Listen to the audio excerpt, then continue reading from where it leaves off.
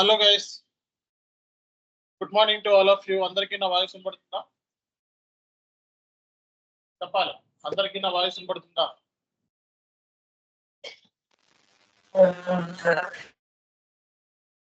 Okay guys, so ఈరోజు మనం బేసిక్గా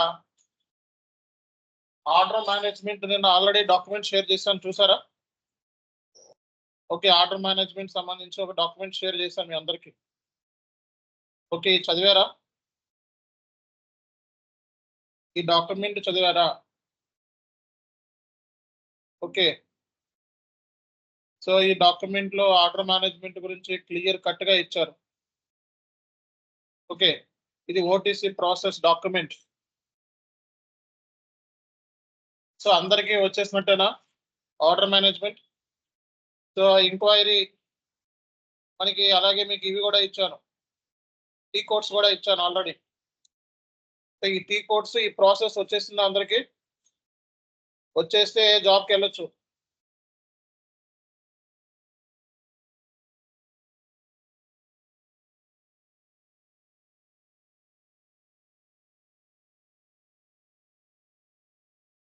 వచ్చేస్తే జాబ్కి వెళ్ళొచ్చండి.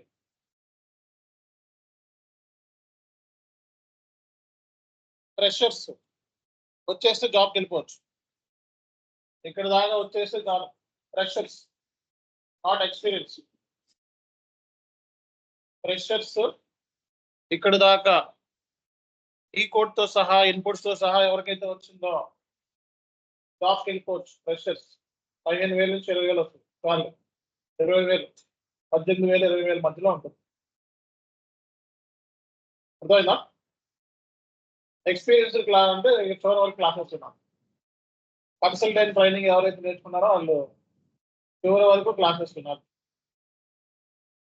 ఓకేనా?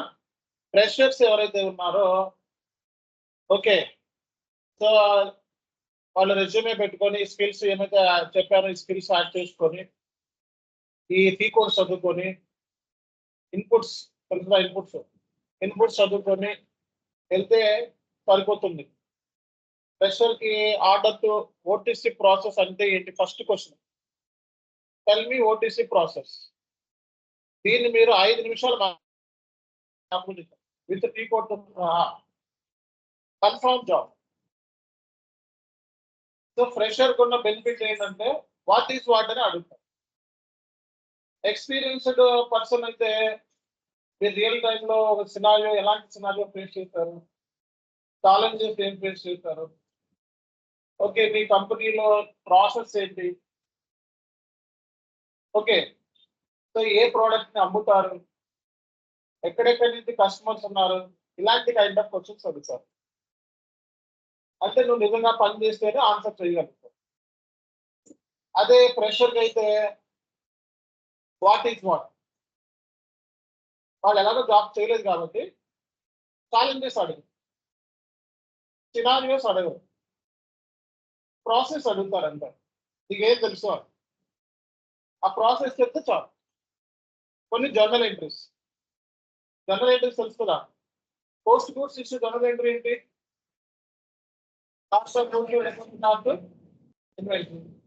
బిల్లింగ్ డాక్యుమెంట్ జర్నల్ ఎంట్రీ ఏంటి? Customer account, sales account. Reconciliation చేసినప్పుడు జర్నల్ ఎంట్రీ ఏంటి? Main bank account, bank account. So ఈ 3 confirm. Credit sales journal entry ఏంటి? Customer account add to sales, customer account add to sales. So billing document చేసేటప్పుడు T code ఏంటి? BF01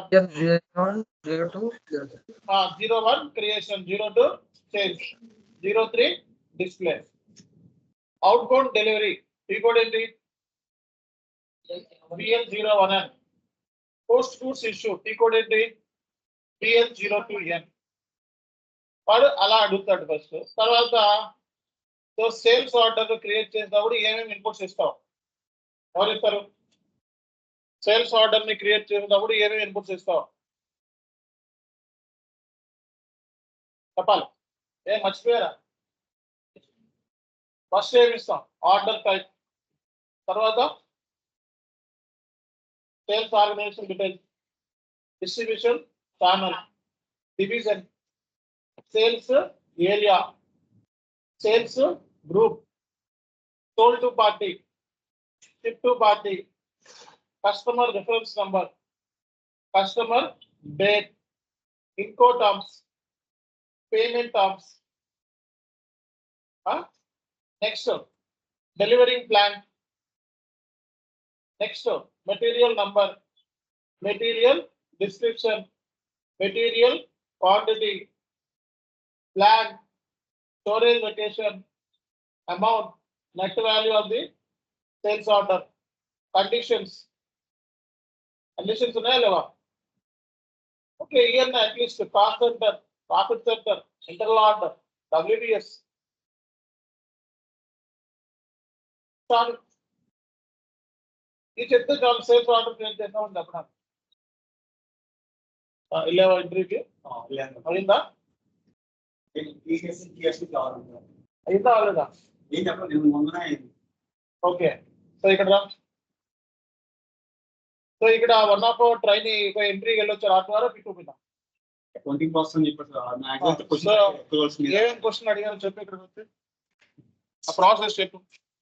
actual గా అడిగింది ఏంటంటే accounting process మీద అడిగాడు. నా ప్రీవియస్ ఎక్స్పీరియన్స్ అడిగి అక్రూవల్స్ మీద కొన్ని ఇంటర్వ్యూ క్వశ్చన్స్ అడిగాడు. బ్యాంక్ రీకన్సిలేషన్స్ అడిగాడు. జిఎల్ రీకన్సిలేషన్స్ ఏం చేస్తాం అడిగాడు. జిఎల్ రీకన్సిలేషన్ బ్యాంక్ రీకన్సిలేషన్ అవే కదా, అవి చెప్పాను. ఇంకంతే. తర్వాత ఇక టీడీఎస్, జిఎస్టీ అట్లా మీద అడిగారా? నో ఎక్స్పీరియన్స్ అని చెప్పాను. ఓకే, సో అన్ని ఆన్సర్ చేసావా? మ్యాథ్స్ అన్ని ఆన్సర్ చేశాను. ఆ టీడీఎస్, జిఎస్టీ దగ్గర ఆన్సర్ ఆగాను. ఎందుకు? ఎక్స్పీరియన్స్ లేదండి. అడిగారా? ఏం అడిగారు? జిఎస్టీ ఎంట్రీస్ మామూలు అడిగారు. Do have experience on GST or TDS అని అడిగాడు. నో అని చెప్పాను. ఆ తర్వాత ఇంకేమంటే అసెట్ ను క్రియేట్ చేస్తున్నప్పుడు నువ్వు ఏం అబ్జర్వ్ చేస్తావు? నథింగ్ బట్ ఇన్పుట్స్ మనం చెప్పాల్సి. ఓకే, అంతే. మా అసెట్ క్లాస్, అదే అకౌంట్ డిటర్మినేషన్ అవన్నీ చెప్పాను. మామూలుగా అవన్నీ చెప్పాను. తర్వాత అడిగాడు హైక్ ఎంత ఎక్స్పెక్ట్ చేస్తున్నావు అడిగా. 30% హైక్ అని చెప్పా. అది డొమెస్టిక్ కంపెనీ. అది ఓకే. ఎన్ని క్వశ్చన్స్ అడిగారు ఇంటర్వ్యూలో? క్వశ్చన్స్ అడిగాను 20 minutes ఇస్తున్నాను సార్. 20 minutes R2R అది. ఓకే, R2R 20 questions కి ఎన్ని క్వశ్చన్స్ కరెక్ట్ ఆన్సర్ చేసావు? 20 minutes సార్. 20 minutes. ఎన్ని క్వశ్చన్స్ అడిగారు? దేనికి స్ట్రక్ అవ్వలేదు. దీని స్ట్రక్ అయిందల్లా దేనికి సైకలాజికల్ గా చాలా అడిగాడు. ఇంకా టీం ఇంత ఉంటది. ఒక టీఎల్ అయితే అడ్వర్స్ పొజిషన్ ఉంటది. నీకు ఎవరికి ఆ టీమ్ లో ఎవరు నీకు సహకరించట్లేదు. ఇన్ టైం నువ్వు ప్రాజెక్ట్ కంప్లీట్ చేయాలి. నువ్వు ఎట్లా కంప్లీట్ చేస్తావు ప్రాజెక్ట్? ఇంకొకటి నువ్వు ఎలా బింగిల్ అవుతావు, వాళ్ళతో ఎలా వర్క్ చేయించుకుంటావు అని ఇట్లా బిహేవియర్ రిలేటెడ్ చాలా కూడా అడిగాడు.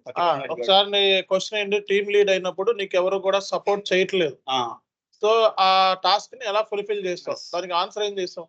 యాక్చువల్గా ఏం చేశాను, నేనేం చెప్పానంటే యాక్చువల్గా టీమ్ మేట్ తో ముందు నేను ఒక అప్రోచ్ అవుతాను. ఒక మీటింగ్ అప్రోచ్ అయ్యి పర్టికులర్ ప్రాజెక్ట్ గురించి ఎక్స్ప్లెయిన్ చేసి ఆ ప్రాజెక్ట్ గురించి మొత్తం ఎక్స్ప్లెయిన్ చేసి వర్క్ చేస్తాను. ఒకవేళ ఎవరైనా పర్సనల్ గా ఎవరైనా ఒక ఎంప్లాయ్ ఎవరైనా స్ట్రక్ అవుతున్నప్పుడు ఏం చేస్తావు, ఫైర్ అవుతావు ఏంటంటే నేను వెంటనే ఫైర్ అని కాదు, ఫస్ట్ ఆఫ్ ఆల్ అతని దగ్గరికి వెళ్ళి అతను ప్రాబ్లం ఏంటి అసలు అని మాట్లాడాను. ఓకే అన్నాడు. సో నెక్స్ట్ ఇంకేం క్వశ్చన్ అడిగారు నిన్ను? నెక్స్ట్ ఇంకా అన్ని ఎంటర్ చేశారు మొత్తం ఎంట్రీస్. తర్వాత జనరల్ ఎంట్రీస్ అడిగారా? జనరల్ ఎంట్రీస్ అడిగాడు. ప్రీపెయిడ్ ఎక్స్పెన్సెస్ అడిగారా? అలాగే SAP లో ఏం అడిగారు నిన్ను? SAP లో టీ కోడ్స్ అడిగాడు. టీ కోడ్స్ నువ్వు బ్యాంక్ రీకన్సిలేషన్స్ అంటే ఎలా చేస్తాంటే by using FF_5 will upload the MT9 file format, will get the statement through bank అని. అంటే before we are uploading the file, uploading the statement we need to check is there any అంటే unrecognised transactions or like miss matches గురించి చెప్పా.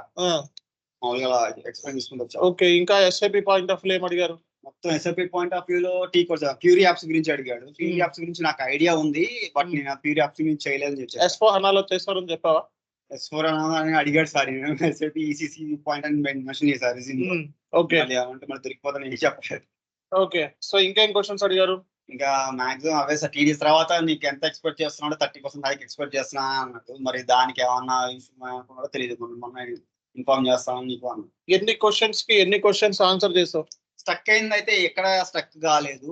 Stuck అయిందల్లా ఏమన్నా TDS GST గురించి అక్కడ తప్పటే ఏం చెప్పకుండా ఐ హావ్ నో ఎక్స్పీరియన్స్ ఉంటాను చెప్పాను.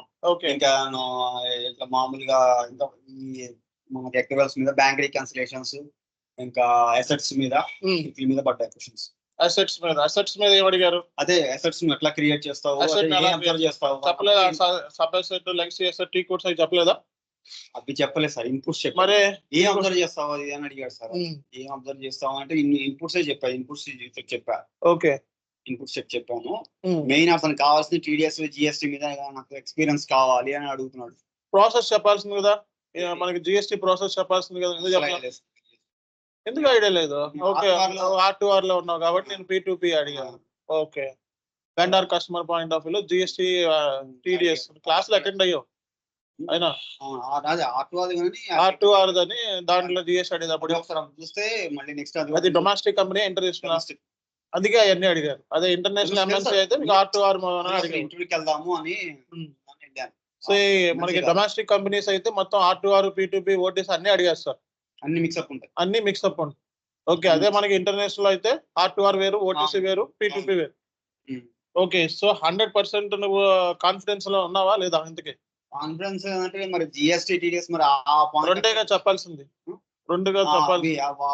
మనం చెప్పిన క్వశ్చన్స్ ఏమన్నా అక్కడ తగిలినాయా? అంటే హైక్ గురించి మరి ఆ ఇష్యూ ఏందో తెలియదు. ఎంత ఎక్స్పెక్ట్ చేస్తున్నాం అంటే how much what is the current previous CTC అంటే 4.3 హౌ మచ్ ఎక్స్పెక్ట్ 30% హైక్ అన్నా. మరి అది డొమెస్టిక్ కంపెనీ కదా, సో మరి వాడు ఏమనుకుంటుందో తెలియదు. ఓకే, సో మరి ఇప్పుడు బేసిక్ గా నువ్వు అన్ని క్వశ్చన్స్ కాన్ఫిడెన్స్ గా ఆన్సర్ చేసావా, లేకపోతే సో మొత్తం పైన చెప్పావా? కాన్ఫిడెంట్ కంటే పైన ఏం చెప్పలేదు సార్. మామూలు అడిగిన దానికైతే మామూలు చెప్పుకుంటూ వచ్చాను మొత్తం ఉంటుంది. ఓకే, చెప్పాను. నేను అనుకోవడం అయితే ఆ టీడీఎస్ జిఎస్టీ దగ్గర ప్లస్ శాలరీ దగ్గర హైక్ దగ్గర నా వాళ్ళు మరి వాళ్ళు మళ్ళీ ఇంకా ఆలోచించుకున్నారో తెలియదు. ఓకే, ఎందుకంటే అది డొమెస్టిక్. నాకు జస్ట్ అసలు నా ఇంటెన్షన్ అంటే ఇంటర్వ్యూస్ కి వెళ్దామని ఇంటెన్షన్. ఇప్పుడు నీకు ఇంటర్వ్యూస్ కి వెళ్ళే కెపాసిటీ ట్రైనింగ్ ద్వారా వచ్చిందా రాలేదు? ఇంకా వచ్చింది. రాకుండా వచ్చిందా? మనం అడుగుతున్నా ఏమైనా తగులుతున్నాయా అక్కడ? తగులుతుంది. ఓకే, తగులుతున్నాయి. నాకు తెలుసు మనం ఇచ్చే ట్రైనింగ్ ఓన్లీ ఎంఎన్సీ పర్స్పెక్టివ్ లో ఇస్తున్నాం మనం మాక్సిమం. ఓకే, ఎంఎన్సీ లో అడిగే క్వశ్చన్స్ మీద ఎక్కువ ఫోకస్ చేస్తున్నాం. నువ్వు డొమెస్టిక్ కంపెనీకి వెళ్ళావంటే మూడు ఏరియాస్ మీద నాలెడ్జ్ ఉంటేనే వెళ్ళాలి డొమెస్టిక్ కంపెనీస్. డొమెస్టిక్ అంటే మనకి R2R వేరు, P2P వేరు, ఓటీసీ వేరు అలా ఉండదు. డొమెస్టిక్ కంపెనీస్ అంటే ఇండియన్ కంపెనీస్ అన్ని అడుగుతారు, అన్ని చేయాల్సిందే. అక్కడ వర్క్ ఎక్కువ ఉంటుంది. అదే మనకి ఎంఎన్సీస్ లో అయితే P2P వేరు, ఓటీసీ వేరు, R2R వేరు. ఓకే, కమ్యూనికేషన్ స్కిల్స్ ఎలా ఉన్నాయి? ఎలా ప్రెజెంటేషన్ చేస్తావు? Okay, so leadership related question, behaviour అడిగారు. ఇంకేం అడిగారు? అలా అంటే అంటే అంటే అంటే మన మైండ్ సెట్ ని వాడు అబ్జర్వ్ చేయడం కోసం జెన్పాక్ లోంచి అసలు ఎందుకు వచ్చావు, అది పెద్ద కంపెనీ కదా, జెన్పాక్ వచ్చావు అంటే at the time I have some personal issue regarding my father health issue అని మాల్ చెప్పా. No option, so it's a panic situation for me. But again I want to rejoin. అది అంటే నువ్వు ఏం నేర్చుకున్నావు ఎందుకు కదా అంటే నేను అంటున్నాను one thing I have learned a lot, but that is that when I got any opportunity, I will stick for that for long period. ఇంకా ఏం ఎక్స్పెక్ట్ అంటే 3-4 years ఆఫ్ నువ్వు ఏం ఎక్స్పెక్ట్ చేస్తావు అంటే I want to grow as a TL after 4 years or 5 years, and I want to go stick for long period. మామూలుగా చెప్తా. Okay, okay, thank you. Right, see guys మనకి one of R2R training. So ఇంటర్వ్యూస్కి వెళ్ళారు. R2R process కాదు, domestic కంపెనీకి వెళ్ళారు. Domestic company అంటే R2R, P2P, OTC 3 ఉంటాయి. ఎంఎన్సీస్ లో అంటే ఏదో ఒక మోడల్ నేర్చుకొని వెళ్ళిపోవచ్చు. బట్ డొమెస్టిక్ వచ్చేటప్పటికి ఆల్ మోడల్ మీద నాలెడ్జ్ ఉండాలి. ఓకే, సో అబ్బాయి మన దగ్గర R2R ట్రైనింగ్ మెయిన్ నేర్చుకున్నది పర్పస్ R2R. సరదాగా మనకి అకౌంటింగ్ జాబ్స్కి వెళ్ళాడు. ఓకే, డొమెస్టిక్ కంపెనీకి. సో ఇక్కడ మనం ఏమైతే చెప్పుకున్నామో మాక్సిమం అక్కడ అవి ఉంటున్నాయి. 100కి 100% కూడా తగిలేస్తాయి క్వశ్చన్స్ మాక్సిమం. ఓకే, టెక్నికల్ గా. సో టెక్నికల్ గా మనం ఇక్కడ ఏమైతే చెప్పామో మాక్సిమం 100% అయ్యే ఉంటాయి. R2R అయినా, P2P అయినా, ఓటీసీ అయినా. ఓకే, కొంచెం అటు ఇటు మారుస్తూ ఉంటారు, అది అర్థం చేసుకోవాలి. అర్థమైందా? బట్ ప్రాసెస్ అయితే సేమ్. ఇప్పుడు అతన్ని R2R లో అడిగిన క్వశ్చన్స్ అక్రూవల్ ఎస్ఐపిలో ఎలా చెప్పావా? ఎస్ఐపిలో ఎలా పోస్ట్ చేస్తారు? టీ కోర్స్ అని చెప్పావా? అక్రూవల్ అండ్ డిఫరల్ ఎంట్రీస్ ఎస్ఐపిలో ఎలా బుక్ చేస్తారు? Okay, accrual posting, deferral posting, accrual journal entries, prepaid journal entries, అలాగే TDS journal entries, TDS journal entries, అలాగే మనకి సిఎస్టి జర్నల్ ఎంట్రీస్. ఓకే, అది ఎస్ఏపిలో మనకి యూజ్ చేసేటప్పుడు ఎలా చేస్తారు, ఎస్ఏపి మనం చేసేటప్పుడు ఎలా చేస్తాం. నెక్స్ట్ వచ్చేటప్పటికి సో ఎస్ఏపిలో మనకి fury apps, so fury apps మనకి ఎస్ఏపి S4 హనాలో ఉన్నాయి, ఫ్యూరీ యాప్స్. సో దాని గురించి నాలెడ్జ్ గురించి అడిగారు, నాలెడ్జ్. ఓకే, సో అలాగే మనకి చూసుకున్నట్లయితే ఇంకా మనకి reconciliation, bank reconciliation confirm question. So R2R లో కంపల్సరీగా మనం బ్యాంక్ రికన్సిలేషన్ అని అడుగుతారు. ఓకే, బ్యాంక్ రికన్సిలేషన్ మనోడు ఎస్ఏపిలో ఎలా చేస్తాడని చెప్పారు, ఈబీఎస్ చక్కగా వివరించాడు. EBS electronic bank statement. So MD940 format చెప్పావా, FF_5 లో అప్లోడ్ చేస్తారు. ఫైల్ ఫార్మెట్ అప్లోడ్ చేయగానే ఆటోమేటిక్ రికన్సిలేషన్ అవుతుంది. అర్థమైందా? అలాగే మనకి కొన్ని బిహేవియరల్ క్వశ్చన్స్, అంటే నాకు తెలిసేది నువ్వు లీడ్ పొజిషన్కి వెళ్ళి ఉంటావు. బిహేవియరల్ అంటే బిహేవియరల్ క్వశ్చన్స్ అడుగుతున్నారంటే లీడ్ పొజిషన్. ఎందుకంటే సో నీకు టీం ఇచ్చి నేను హ్యాండిల్ చేస్తావా అని అడిగినప్పుడు అది బిహేవియరల్ అంటే నువ్వు లీడ్ పొజిషన్కి వెళ్ళావు. మామూలుగా అయితే జనరల్ గా associate, senior associate, lead, SME ఇలా మనకి పొజిషన్స్ ఉంటాయి. సో మనకి డొమెస్టిక్ లో ఎలా ఉంటాయి అంటే accountant, senior accountant, okay, lead బదులు అక్కడ ఏం పెడతారంటే అసిస్టెంట్ మేనేజర్ అని పెడతారు. బట్ డొమెస్టిక్ కంపెనీస్ లో మనకి ఇలా ఉంటుంది డిజిగ్నేషన్స్. అలాగే మనకి సో అదే మనకి రియల్ MNCs లో అయితే మనకి అసోసియేట్, అనలిస్ట్, ఓకే, లేకపోతే జూనియర్ అసోసియేట్, లేకపోతే జూనియర్ అకౌంటెంట్ అనేది డొమెస్టిక్ లో ఉంటుంది చాలా కేసులో. తర్వాత మనకి సీనియర్ అకౌంటెంట్ అంటే ఇక్కడ సీనియర్ అసోసియేట్ అంటాం. ఓకే, తర్వాత SME, lead, assistant manager. So ఇలా డిజిగ్నేషన్స్ ఉంటాయి. అర్థమైందా? సో కాబట్టి ఇక్కడ మనం మేనేజర్ లెవెల్లో కానీ లీడ్ పొజిషన్లోకి వెళ్ళినప్పుడు లేదా SME పొజిషన్కి వెళ్ళినప్పుడు మనకి బిహేవియరల్ క్వశ్చన్ కూడా అడుగుతున్నారు.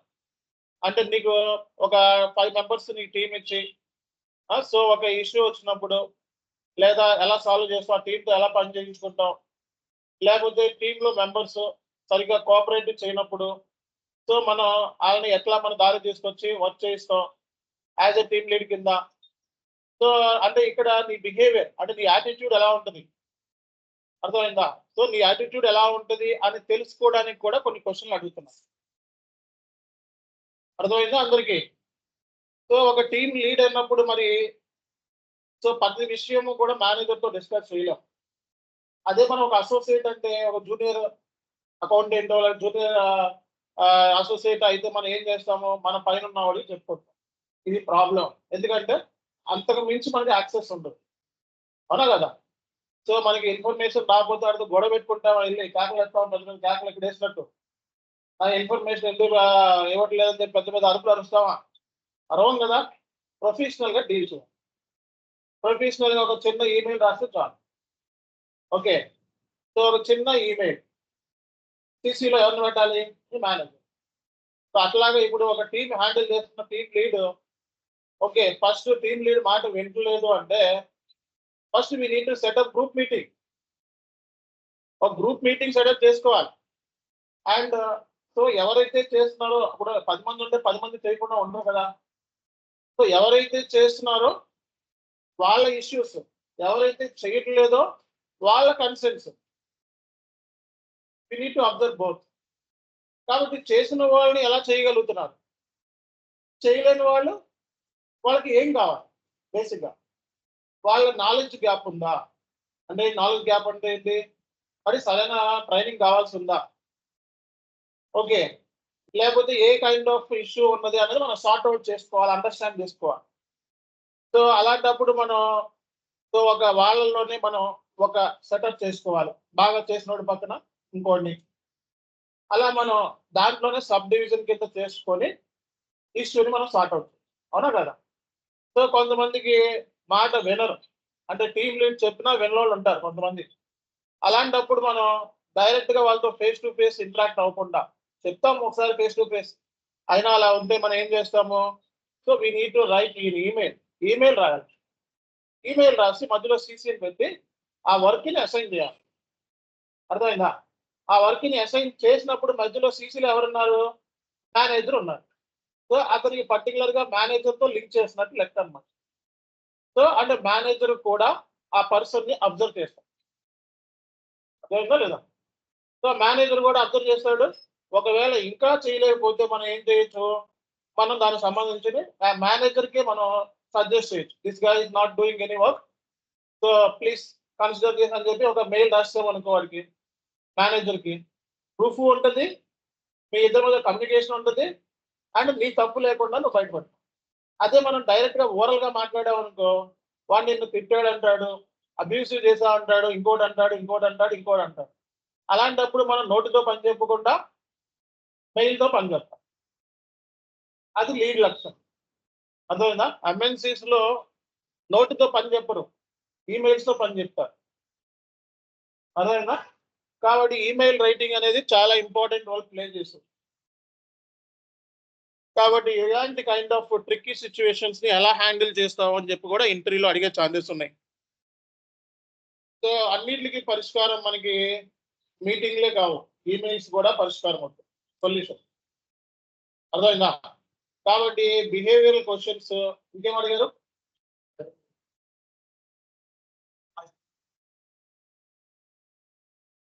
ఇప్పుడు ఇన్వాయిస్ పోస్ట్ చేయాలండి, ఒక కస్టమర్ ఇన్వాయిస్ బిల్లింగ్ డాక్యుమెంట్ ఎస్ఐబ్ లో పోస్ట్ చేయాలి.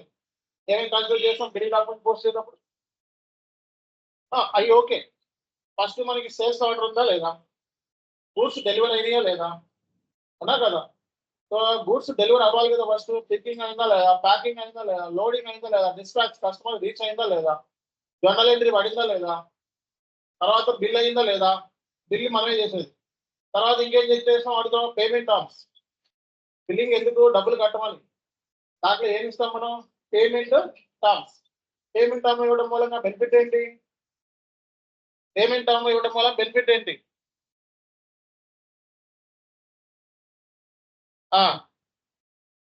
ఇలా ఉంటుంది. పేమెంట్ టర్మ్ మూలంగా ఎప్పుడు పే చేయాలి, ఇన్స్టాల్మెంట్ పేమెంట్ ఎప్పుడు, డ్యూ డేట్ ఎప్పుడు, అవుట్ స్టాండింగ్ మనకి డ్యూ డేట్ ఉంటుంది కదా, డ్యూ డేట్ ఎప్పుడు అనేది పేమెంట్ టర్మ్స్ బట్టే కదా. ఇన్స్టాల్మెంట్ ఎప్పుడు చేయాలనేది పేమెంట్ టర్మ్స్ బట్టే కదా. క్యాట్ డిస్కౌంట్ ఎంత రావాలి అనేది కూడా పేమెంట్ టర్మ్సే కదా. అంటే పేమెంట్ టర్మ్స్ బెనిఫిట్ ఏంటి, క్యాట్ డిస్కౌంట్ తెలుసుకోవచ్చు, ఎప్పుడు ఇన్స్టాల్మెంట్ చేయాలో డ్యూ డేట్ తెలిసిపోతుంది మనకి.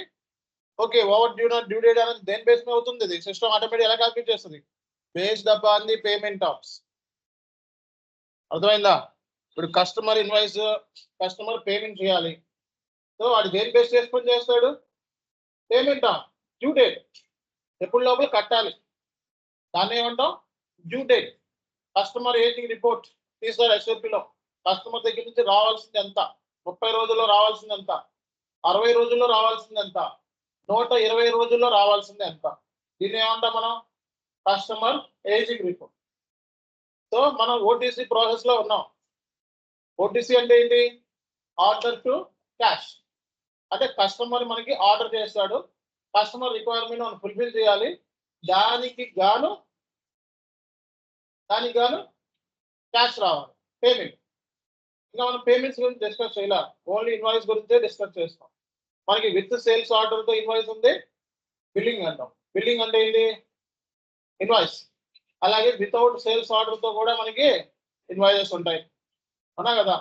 విత్ సేల్స్ ఆర్డర్ తో మనకి బిల్లింగ్ డాక్యుమెంట్ టీ కోడ్ ఏంటి, PF01. Without sales order billing document tea code ఏంటి, FG70. Credit memo tea code ఏంటి, FG75. క్రెడిట్ మెమో ఎందుకు చేస్తాం, సేల్స్ రిటర్న్. క్రెడిట్ మెమో అంటే ఏంటి, సేల్స్ రిటర్న్ ఎప్పుడు చేస్తాం చెప్పాలంటే, సేల్స్ రిటర్న్ ఎప్పుడు చేస్తారు క్వాలిటీ బాగాలేనప్పుడు సార్. క్వాలిటీ బాగున్నప్పుడు, క్వాంటిటీ మనకు అనుకున్న క్వాలిటీ ఇలాంటి కేసులో మనం కస్టమర్ ది రిటర్న్ చేస్తాం, కస్టమర్ గూడ్స్ రిటర్న్ చేస్తాడు, దాన్ని రిటర్న్స్ అంటాం మనం. ఓకే, సో ఇవి మనకి ప్రాసెస్ స్టెప్స్ అండి.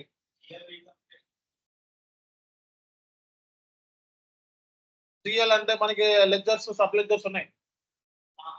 లెడ్జర్స్, సబ్ లెడ్జర్స్ ఉన్నాయి కదా మనకి, వెండర్ రికన్సిలేషన్స్, అది కూడా రియలే కదా. రికన్సిలేషన్ ఇదే రియల్, వెండర్ రికన్సిలేషన్ ఇదే రియల్, కస్టమర్ రికన్సిలేషన్ ఇదే real, vendor open items, vendor clear items, balance, reconciliation. ఇది అంటే రికన్సిలేషన్ అంటే అన్ని ఇంకా అన్ని మిక్సప్. ఓకే, నువ్వు రియల్ పాయింట్ ఆఫ్ లో ఆలోచించు, ఆర్టివల్ పాయింట్ ఆఫ్ లో ఆలోచించు. లెక్చర్స్ ఉంటే సబ్ లెక్చర్స్ మధ్య రికన్సిలేషన్ ఎప్పుడైనా సరే, అర్థమైందా? సో ఇది మనకి అర్థం చేసుకోవాల్సిన బ్యాంక్ రికన్సిలేషన్. పిఎస్ ఇంకేం అడిగారు?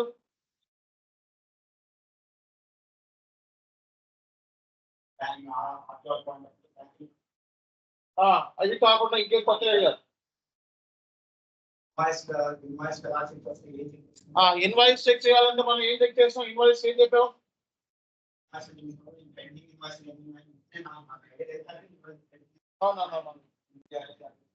సో ఇన్వాయిస్ ఇప్పుడు చెప్పండి, ఎవరు చెప్తారు నాకు? ఇప్పుడు మనకి బిల్లింగ్ చేస్తున్నప్పుడు, సో బిల్లింగ్ అంటే ఇన్వాయిసేగా. ఎవరు పంపించాలి బిల్లింగ్ చేసిన డాక్యుమెంట్?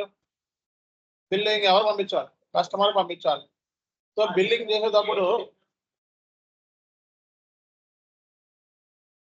ఓకే ఓకే, బిల్ చేసేటప్పుడు జనరల్ గా ఏమేమి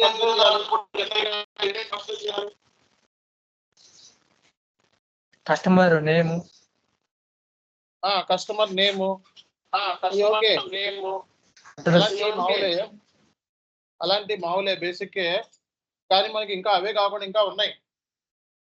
సో మనం ఫస్ట్ గూడ్స్ రిసిట్ అయిందా లేదా కస్టమర్ కి, సో అనుకున్న విధంగా కస్టమర్ అనేవాడికి ముందు డాక్యుమెంట్స్ ఏమున్నాయి? గూడ్స్ ఇష్యూ అయ్యిందా లేదా, అప్పుడే కదా బిల్ పంపించేది మనం, లేదా కదా? First sales order, sales order ప్రకారం గూడ్స్ ఇష్యూ అయిందా లేదా, తర్వాత బిల్లింగ్ దాని ప్రకారం అయిందా లేదా. And we need to check the payment terms. Payment terms ఎందుకు? మళ్ళీ కస్టమర్ దగ్గర డబ్బులు కట్టాలి కాబట్టి ఇన్వాయిస్ లో పేమెంట్ టర్మ్ ఉందా? సేల్స్ ఆర్డర్ లో పేమెంట్ టర్మ్ ఉందా లేదా? సో సేల్స్ ఆర్డర్ లో నుంచి బిల్లింగ్ ఫ్లో అవుతుంది లేదా? సేల్స్ ఆర్డర్ లో ఉన్న మనకి కండిషన్స్, గ్రాస్ ప్రైస్ కి ఏమేమి యాడ్ చేసాం? సర్ చార్జెస్, ట్యాక్సెస్, ఫ్రైట్, ఇంకా డిస్కౌంట్స్. సో ఇవన్నీ యాడ్ చేసాం లేదా? యాడ్ డిడక్షన్ ఇవన్నీ ఉంటాయి కదా, ప్లస్ లో మనకి. సో ఇవి కూడా. అండ్ ఈ ప్రాసెస్ కి ట్యాక్స్ ఎంత పడుతుంది? ట్యాక్సెస్ ఏమన్నాయి మనకి? Indirect tax, GST, income tax, withholding tax, TDS. Okay, ఈ రెండు ఎలా అప్లై అవుతాయి అన్నా కదా? నిన్న టీడీఎస్ తోనా బుక్ చేసుకోమని ఏంటి? టీడీఎస్ బుక్ అవ్వలేదా? నేను చూపిస్తాను TDS. So TDS withholding tax అంటే జిఎస్టి, మనకి విత్హోల్డింగ్ ట్యాక్స్ టీడీఎస్ అంటే అర్థమైందా? ఇండియన్ కంటెక్స్ట్ లో టీడీఎస్ అంటారు, అవుట్ సైడ్ పర్స్పెక్టివ్ లో విత్హోల్డింగ్ ట్యాక్స్. జిఎస్టీ అంటే ఇండియన్ కంటెక్స్ట్ లో జిఎస్టీఏ, ఇండియన్ కంటెక్స్ట్ లో మనకి జిఎస్టీ ఉంది. అలా వేరే వాళ్ళ కంట్రీలో వేరే విధంగా ఉంటుంది జిఎస్టీ, మన ప్రకారం ఉండదు. కాబట్టి జిఎస్టీ మీద విత్హోల్డింగ్ ట్యాక్స్ మీద ఒక చిన్న క్లాస్ తీసుకుంటారు. ఓకే, రెండింటి మధ్య డిఫరెన్స్ ఏంటి అనేది ఒక చిన్న క్లాస్ తీసుకుంటారు. ఓకే, సో ఇంటర్వ్యూలో ఇప్పుడు అర్థమైందా జనరల్ గా ఎలా అడుగుతారు అనేది? మీరు ఎక్స్పీరియన్స్డ్ పీపుల్ అయితే ఏమేమి ఛాలెంజెస్ ఫేస్ చేశారు, ఏమేమి ఛాలెంజెస్ ఫేస్ చేశారు? ఎక్స్పీరియన్స్డ్ పీపుల్ అయితే కన్ఫామ్ గా మీ ఛాలెంజెస్ ఏం ఫేస్ చేశారు కంపెనీలో అని అడుగుతారు. అప్పుడు తెలిసిపోతుంది రియల్ టైం కాదా. నిజంగా జాబ్ లో పనిచేసిన కన్ఫామ్ రోజు ప్రాబ్లమ్స్ ఉంటాయి కస్టమర్ తో, కంపెనీతో. ఆ ఛాలెంజెస్ మనం 2-3 చెప్తే చాలు. ఇది ఫస్ట్. ఆ తర్వాత మనకి ప్రాసెస్, ఈ కంపెనీలో ఉండే ప్రాసెస్ ఏంటి? ఫర్ ఎగ్జాంపుల్ ఓటీసీ అన్నాం, ఆర్డర్ టు క్యాష్ అన్నాం. మీ కంపెనీలో ఏ ప్రోడక్ట్ కస్టమర్ కి అమ్ముతాడు, ఆ ప్రోడక్ట్ నేమ్ చెప్పాలి. అర్థమైందా? అలాగే మీ కంపెనీలో ఓటీసీ ప్రాసెస్ ఏంటి? ఎంక్వైరీ, కొటేషన్ ఇవన్నీ కదా, అవన్నీ టీ కోడ్ తో సహా చెప్పాలి. ఆ తర్వాత journal entries, inputs, T codes. ఇవే ఈ 5 ఫ్యాక్టర్స్ చూసుకుంటే SAP end user dead easy కొట్టదు. తెలియకే అందరూ తప్పు చేస్తున్నారు. ఎండ్ యూజర్స్ అందరూ చేసే పెద్ద మిస్టేక్ ఇదే. ఎస్ఏపి జాబ్స్కి వెళ్ళి అక్కడికి వెళ్ళి ఈ ఎస్ఏపి టీ కోడ్ చెప్పడం, ప్రాసెస్ చెప్తారు. ఉపయోగం ఏముంది? ఉపయోగం ఉంది. SAP లో ప్రూవ్ చేద్దామన్న ప్రూఫ్ ఏంటి? ఈ కోర్సు ఇన్పుట్. అవి చెప్పకపోతే నార్మల్ గా రెగ్యులర్ గా మనం బుక్స్ చదువుకొని కూడా జాబ్ కొట్టాం. అర్థమైందా? SAP టెక్నాలజీ చెప్తే మనకి జాబ్ వస్తుంది. అంతేగాని SAP టెక్నాలజీ చెప్పకుండా మీరు బేసిక్స్ మామూలుగా బుక్లో చదువుకున్న చెప్తే జాబ్ వస్తుందా? బుక్ ఇస్ నాలెడ్జ్ అంటారు, రియల్ టైం అంటారు. సో రియల్ టైంలో అంటే ఒక పర్సన్ రియల్ గా ఫేస్ చేసిన ఛాలెంజెస్ ఏమున్నాయి, అర్థమైందా? కాబట్టి ఇప్పుడు ఓటీసీలో మనకి కొన్ని క్లాసులు తీసుకుంటాను, ఈ వీక్ కానీ నెక్స్ట్ వీక్ కానీ ఛాలెంజెస్ చెప్తాను. ఓకే, ఒక 4-5 ఛాలెంజెస్ ఓటీసీలో 4-5 ఛాలెంజెస్ చెప్పాలి. సో అప్పుడు నేను ఇంటర్వ్యూవర్ బిలీవ్ చేస్తాడు. నెక్స్ట్ ఓటీసీలో ఉన్న ఆల్ టీ కోడ్స్ ఎంక్వైరీ దగ్గర నుంచి పేమెంట్ వరకు రికన్సిలేషన్ వరకు ఉన్న ఆల్ టీ కోడ్స్ మీద 100% యాక్యురేట్ గా అప్పచెప్పాలి. అది ఓటీసీ అయినా, R2R అయినా, P2P అయినా సరే. అర్థమైందా? Next so T codes challenges. Next inputs. Okay, invoice process చేయాలి. ఏమేమి ఇన్పుట్స్ ఇస్తాం అండ్ ఏమేమి డాక్యుమెంట్స్ ఉంటాయి? సేల్స్ ఆర్డర్ డాక్యుమెంట్ ఉంటుందా కదా, సేల్స్ డాక్యుమెంట్. కాంట్రాక్ట్ ఉంటుందా ఉండదా? కస్టమర్కి మనకి కాంట్రాక్ట్ ఉంటుందా ఉండదా? అగ్రిమెంట్ ఉంటుందా ఉండదా? కొటేషన్ అది అవసరం లేదు, కాంట్రాక్ట్ ఉండాలి కంపల్సరీగా. వాటితో ఉన్న కాంట్రాక్ట్ ఏముంది, వాటితో ఉన్న పేమెంట్ టర్మ్స్ కాంట్రాక్ట్లు ఏం రాసుకున్నాం, దాన్ని బట్టేనే కదా గూడ్స్ రిసీట్ అయిందా లేదా, గూడ్స్ అయినా రిసీట్ అయిందా లేదా, కస్టమర్ డెలివరీ అయిందా లేదా, అప్పుడే కదా బిల్లింగ్ చేసేది. సో అవి ఈ డాక్యుమెంట్స్ ఉండాలి. అంటే GRN గూడ్స్ రిసిట్, కస్టమర్ తీసుకున్నట్టు గూడ్స్ రిసిట్, గూడ్స్ ఇష్యూ మనం చేస్తాం, కానీ కస్టమర్ తీసుకున్నట్టు ప్రూఫ్ ఏంటి? ఆ ప్రూఫ్ అది ఒక డాక్యుమెంటేషన్. అర్థమైందా? సో అప్పుడు మనం బిల్కి మనం ఎలిజిబుల్ అవుతాం. గూడ్స్ ఇష్యూ చేయకుండా బిల్లుకి ఎలిజిబుల్ అవుతాం. సేల్స్ ఆర్డర్ క్రియేట్ చేసి బిల్ చేయకుండా చేస్తాడా?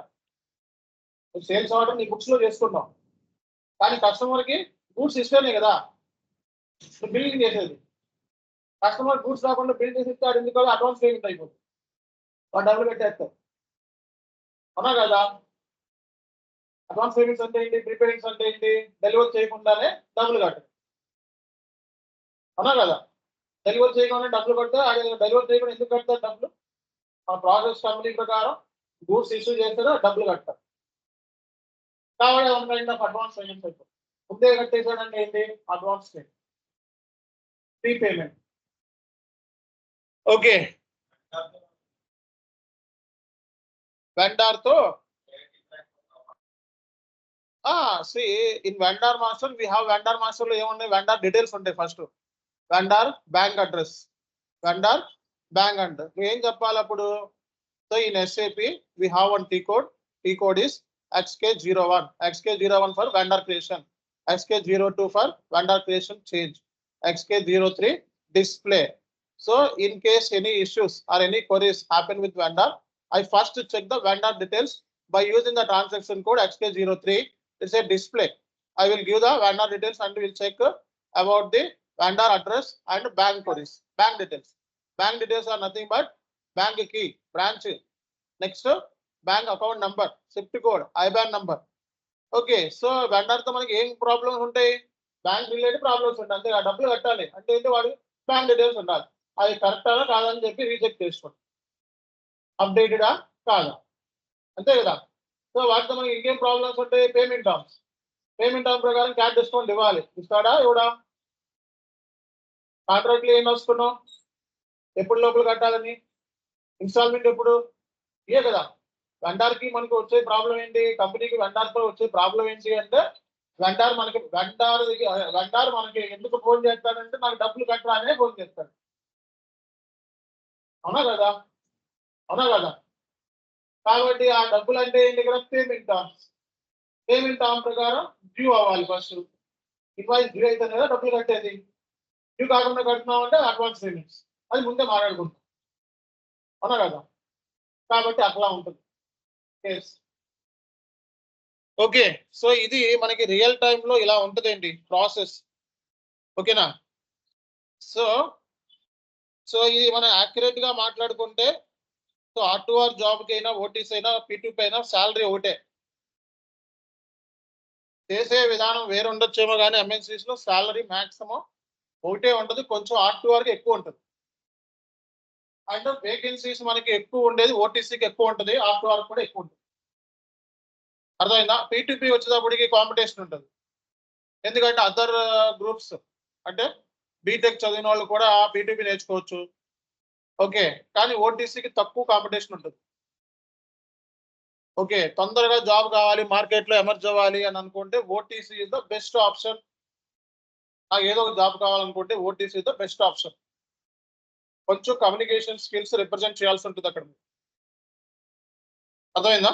కమ్యూనికేషన్ స్కిల్స్ వస్తే ఓటీసీ సింప్లిఫై అయిపోతుంది. ఏపీ కోర్స్ ఇదే ప్రాసెస్, అంత డెప్త్ గా కూడా అడగరు ఓటీసీలో.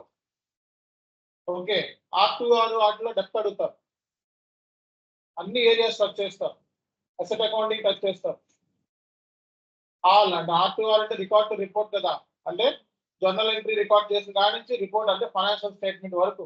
ఫైనాన్షియల్ స్టేట్మెంట్ అంటే including vendors, customers, assets, all GLs అని అర్థం.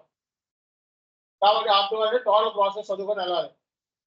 P2P అంటే ప్రొక్యూర్ చేయడం నుంచి పేమెంట్ చేసేంత వరకు. సో ప్రొక్యూర్మెంట్ ప్రాసెస్ తెలియాలి, పేమెంట్ ప్రాసెస్ తెలియాలి P2P. అందులో చాలా జాబ్స్ ఉంటాయి. అలాగే R2R లో చాలా రికన్సిలేషన్ ఒక జాబ్, ఇన్వాయిస్ ప్రాసెసింగ్ ఒక జాబ్. ఓకే, సో ఇలాంటి మనకి చాలా జాబ్స్, ఇందులోనే చాలా సబ్ డివిజన్ కింద జాబ్స్ ఉంటాయి. కాబట్టి సో మనకి మీరు ఈ రోజు చేయాల్సింది ఏంటి అంటే ఓటీసీ మొత్తం కీ కోడ్లు అన్ని వచ్చేయాలి. జర్నల్ ఎంట్రీస్, ఇన్పుట్స్ అవి వచ్చేస్తే so next class cat discount చెప్తాం, తర్వాత డౌన్ పేమెంట్స్, దాని పేమెంట్లోకి వెళ్ళిపోతాం. నెక్స్ట్ ఇప్పుడు దాకా ఇన్వాయిస్ వరకు మనం వెళ్ళాం, తర్వాత ఏంటిది payments. Customer payment incoming out going, incoming payments. కాబట్టి how to handle incoming payments. Accounts receivable, accounts receivable, current asset current లయబిలిటీనా? కరెంట్ అసెట్ రిసీవ్ అవుతుంది, కరెంట్ అసెట్స్. కాబట్టి ఇప్పుడు దాకా మనం ఇన్వాయిస్ ప్రాసెసింగ్ గురించి చెప్పుకున్నాం. తర్వాత రేపటి క్లాస్ నుంచి payment process. Payment process manual payments ఉన్నాయి, ఆటోమేటిక్ పేమెంట్ ప్రోగ్రామ్. ఆటోమేటిక్ కూడా పేమెంట్ ఎస్ఎపిలో మాన్యువల్ గా ఎలా చేయాలి, ఆటోమేటిక్ గా ఎలా చేయాలి, బేస్డ్ ఆన్ ది పేమెంట్. అర్థమైందా? Based on the payment. అలాగే ఇన్స్టాల్మెంట్ పేమెంట్ టర్మ్స్, ఇన్స్టాల్మెంట్స్ ఎలా చేయాలి అనేది కూడా మీకు నేర్పిస్తాం. ఇన్స్టాల్మెంట్ పేమెంట్ ఎలా చేయాలని నేర్పిస్తాం. సో పేమెంట్స్ అయిపోయిన తర్వాత ఇంక ఎంట్రీ క్వశ్చన్ స్టార్ట్ చేస్తాం, రికన్సిలేషన్ ఎంట్రీ క్వశ్చన్. అర్థమైందా? అది. సో కాబట్టి మీరు అందరూ కూడా రెడీగా ఉండాలి. ఇక్కడి నుంచి క్లాసెస్ అన్ని కూడా చాలా ఇంపార్టెంట్ క్లాసెస్. ఓకే, ఈ ఓటీసీ ప్రాసెస్ మీరు స్టార్ట్ చేస్తే ఒక ట్రైన్ లాగా వెళ్ళిపోవాలంతే. వాడే స్టాప్ చేసిరా, చాలు చాలు చాలు చాలు చాలు ఎప్పుడు టాప్ అవ్వాలి. ఇంటర్వ్యూలో సెలెక్షన్ అవ్వాలి అంటే ఏ టాపిక్ అయినా సరే కనీసం ఓటీసీ అడిగితే ఇలాంటి పెద్ద పెద్ద కైండ్ ఆఫ్ క్వశ్చన్స్ అడిగితే P2P అంటే ఏంటి, ఓటీసీ అంటే ఏంటి, R2R అంటే ఏంటి అని అడిగినప్పుడు without stopping 3 to 4 minutes slow వెళ్ళిపోవాలి. అలాగా అర్థమైందా? 4 to 5 minutes స్లో వెళ్ళిపోవాలి. అలాగే నార్మల్ రెగ్యులర్ గా అడిగే క్వశ్చన్స్ ఉంటాయి కదా, ప్రీపెయిడ్ అంటే ఏంటి, ప్రీపెయిడ్ అప్రూవల్ అంటే ఏంటి, డిఫరెంట్ ఏంటి, కనీసం 2 minutes. కనీసం 2 minutes. 2 minutes ఏం మాట్లాడాలి? ఛాలెంజెస్. సో ఛాలెంజెస్ ఏమొచ్చినాయి, ఈ కోడ్ ఏంటి, ఇన్పుట్స్ ఏంటి, ఇంతే. ఇది సక్సెస్ అయ్యేవాడు లక్షణం. ఎండ్ యూజర్ సీక్రెట్ ఇది. అర్థమైందా? జాబ్ కొట్టాలి అంటే ఎస్ఐపి ఎండ్ యూజర్ ఎస్ఐపిలో సీక్రెట్ ఇది. రివైల్డ్ సీక్రెట్ రివైల్ చేసాం. సో ఏం చెప్పాలి, జాబ్ కొట్టాలంటే ఏమి రావాలి చెప్పండి. ఫస్ట్ ఏం చెప్పాలి, ఏం చెప్పాను? Challenges, next key codes, next inputs, next journal entries. ఏది మాట్లాడినా ఈ 4తో మాట్లాడు, జాబ్ కన్ఫర్మ్. అది ఎలాంటి జాబ్ అయినా 10 లక్షలైనా 15 లక్షలైనా 20 లక్షలైనా జాబ్ కన్ఫర్మ్. ఈ 4 మనం చెప్పావా జాబ్ కన్ఫర్మ్. అంటే ఇక్కడ ఏంటి నేను చెప్తుంది ఛాలెంజెస్ అంటే నువ్వు ట్యాకిల్ చేయగలవా లేదా క్లయింట్తో అని అర్థం. ఛాలెంజ్ అంటే ఏంటి? క్లయింట్తో నువ్వు ట్యాకిల్ చేయగలవా లేదా అనేది ఛాలెంజ్. చేయగలను అని చెప్పి మనం ముందే రిప్రజెంటేషన్ చేస్తున్నాం ఇంటర్వ్యూకి, నేను ఇలా చేశాను అని చెప్పి. తర్వాత ఏంటిది? T codes. ఎస్ఏపిలో పనిచేసావా లేదా అనడానికి ప్రూఫ్ ఏంటి? T code. ఇన్పుట్స్.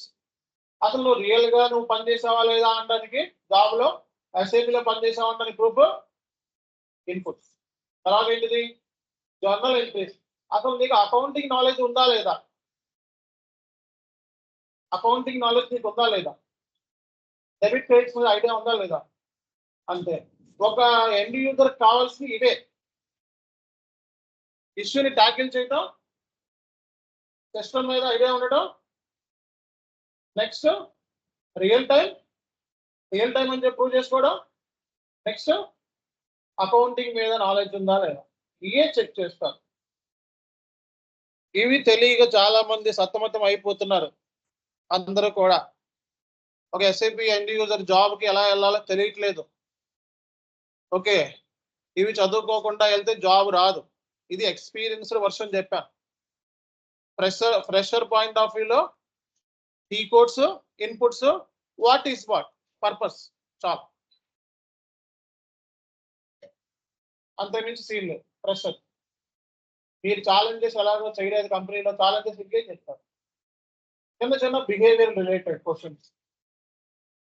అర్థమైందా? అందరికీ అర్థం కాలేదా? చెప్పగలరు కదా? ప్రాసెస్ అర్థమైంది అన్న వాళ్ళు చాట్లో ఎస్ఎన్ పెట్టండి. సో ఇంటర్వ్యూలో నాకు అర్థమైంది, నేను రెడీ, ఇంటర్వ్యూ నేను క్రాక్ చేయగలను లేదా నాకు అర్థమైంది ఈరోజు చెప్పింది ప్రాసెస్ అని చెప్పిన వాళ్ళు చాట్లో ఎస్ఎన్ పెట్టండి ఫస్ట్.